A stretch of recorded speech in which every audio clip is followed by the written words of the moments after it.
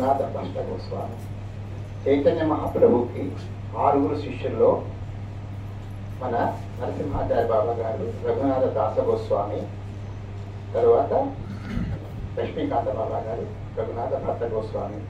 అందుకనే వారిని విగ్రహ రూపంలో నవద్వీపధామంలో మనం ప్రతిష్ఠించడం జరిగింది, కుసుమార్ మందిరంలో. అంతక్రితం వారిద్దరు రసమంజరి, రతిమంజరి, రాధారాణి సఖులు. మనకి అటువంటి మహాపురుషులు ఇక్కడికి ఎందుకు వచ్చారు అంటే మనం కూడా దగ్గరలోనే ఉన్నాం, మనం ఎక్కడ దూరంలో లేవు.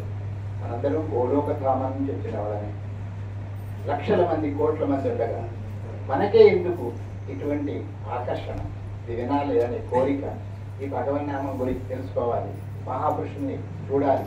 అది మన యొక్క పూర్వజన్మ పుణ్యము. కోటి జన్మల పుణ్య ఫలం కుసుమహరాయని పాలవేమనల. మన మనస్సు ఇప్పుడు పాడుతుంది కోటి జన్మల పుణ్యం. అలాగే మనమందరం రిలేషన్స్.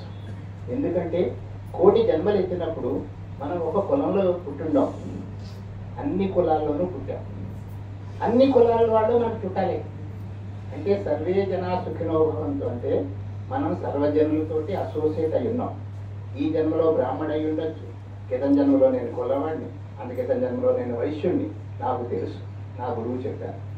అందుచేత నాకు నేను గొప్పవాడిని అనే భావన ఉండదు, ఎందుకంటే వారి జన్మలు చెప్పబట్టి.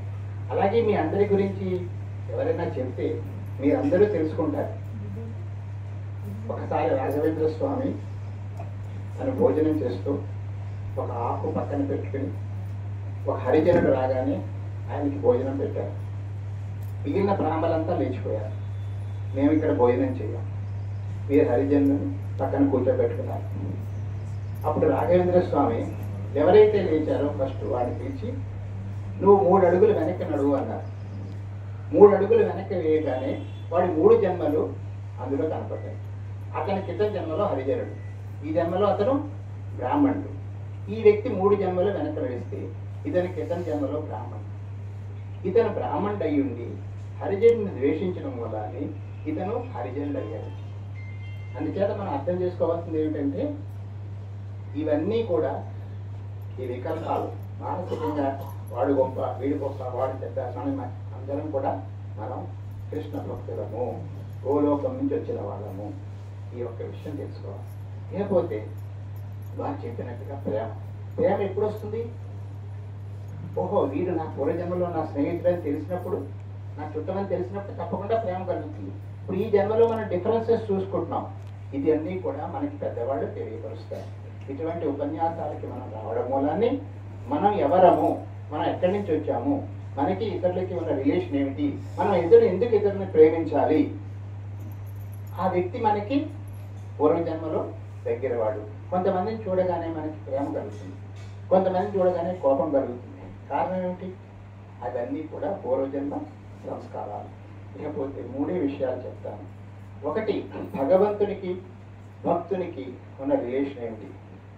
భగవంతుడు మీరందరూ అనుకుంటారు ఎక్కడో ఉంటాడని, లేదు, భగవంతుడు ఎప్పుడు భక్తుల హృదయంలో ఉన్నాడు.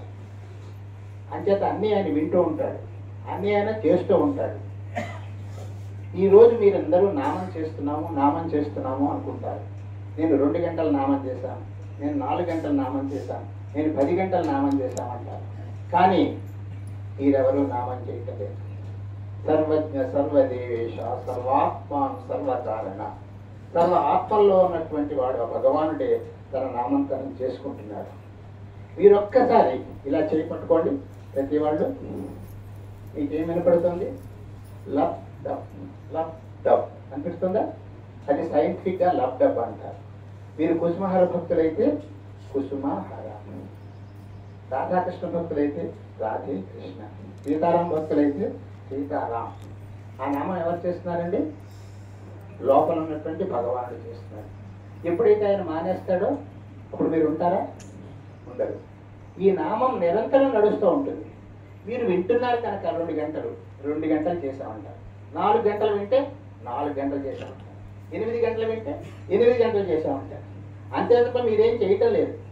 వారు చెప్పినట్టు దేహానికి ఆత్మకి కనెక్షన్ లేదు. ఆత్మలో ఉన్న భగవానుడు ఈ దేహాన్ని ఆశ్రయించాడు. మనం అందరం కూడా మనం సంకల్పం చెప్పుకుంటాం. సంకల్పం చెప్తున్నప్పుడు భగవంతుడు ఏమంటాం? నా పేరు వీర వెంకట సత్యనారాయణ నామ దేహస్య. ఈ నామం దేహానికి సంబంధించి, ఈ దేహానికి నామం ఇచ్చారు తప్ప ఈ దేహం ఎన్నోసార్లు వస్తూ ఉంటుంది, ఎన్నోసార్లు మనకి నామం మారుతూ ఉంటుంది. మనందరం చనిపోగానే మన పేరుని ఈ బిల్డింగ్ కట్టండి, ఆ పేరు తర్వాత ఇంకో జన్మ ఇస్తాం, ఇంకో పేరు వచ్చింది, ఆ బిల్డింగ్ మంది అవుతుందా? మనం అంతా కూడా స్వార్థంగా ఆలోచిస్తూ ఉంటాం. చిన్న పని చేస్తే కూడా మన పేరు అందరికీ తెలియాలి. అది చాలా తప్పు. భగవానుడికి మనకి ఒకటే రిలేషన్. మనం ఏం చేస్తామో భగవంతుడికి తెలియాలి, భగవంతుడు ఏం చేస్తాడో మనకి తెలియాలి. అంతే తప్ప ఇతరులకి తెలియకూడదు. ఇక్కడ జరిగిన విశేషం ఏంటంటే, జయదేవుల వారు ఒక్కసారి జగన్నాథ దర్శనానికి వెళ్తున్నారు. జగన్నాథ దర్శనానికి వెళ్తున్నప్పుడు ఆయన గ్రూప్తో వెళ్తున్న వాళ్ళందరూ ఈయన ముసలాయన మెల్లిగా నడుస్తున్నారు. ఈయనకి మోషన్స్ మొదలయ్యాయి. ఈయన చెట్టు చాటుకు వెళ్ళారు. అందరూ ఈయన వదిలేసి వెళ్ళిపోయారు. ఈ ముసలాన్ని తీసుకొచ్చాం అనవసరంగా, జగన్నాథుడికి టైం అయిపోతుంది అని పరిగెట్టారు.